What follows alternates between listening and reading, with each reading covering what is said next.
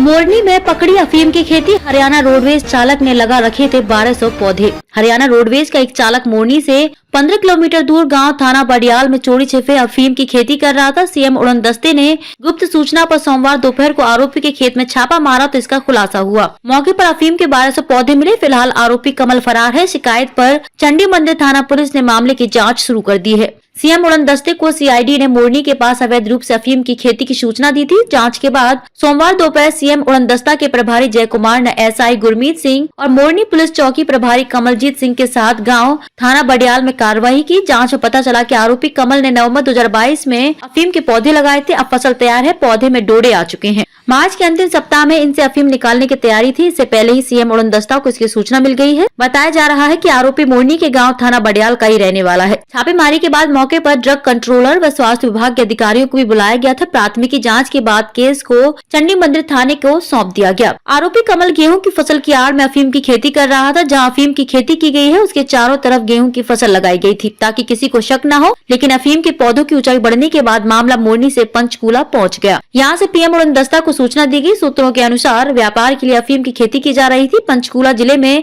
इस तरह का यह पहला मामला है। यह इलाका हिमाचल सीमा के नजदीक है। जानकारी के मुताबिक मार्च अप्रैल माह के दौरान मध्य प्रदेश व राजस्थान से अफीम, चूरा पोस्त व डोडा की सप्लाई बंद हो जाती है। ऐसे में अफीम की सप्लाई करने के इरादे से इलाके में इसकी खेती की गई थी। सीएम उड़न दस्ते को कुछ दिन पहले ही मोरनी के जंगलों में अफीम की खेती की सूचना मिली थी। ललित शर्मा एसएसओ चंडी मंदिर थाना पंचकूला ने कहा कि सीएम उड़न दस्ता की टीम ने छापेमारी की थी। इसके बाद हमें सूचना दी गई। फिलहाल आरोपी के खिलाफ सीएम उड़न दस्ता की शिकायत के बाद मामले की जाँच शुरू कर दी गई है। आरोपी की तलाश की जा रही है।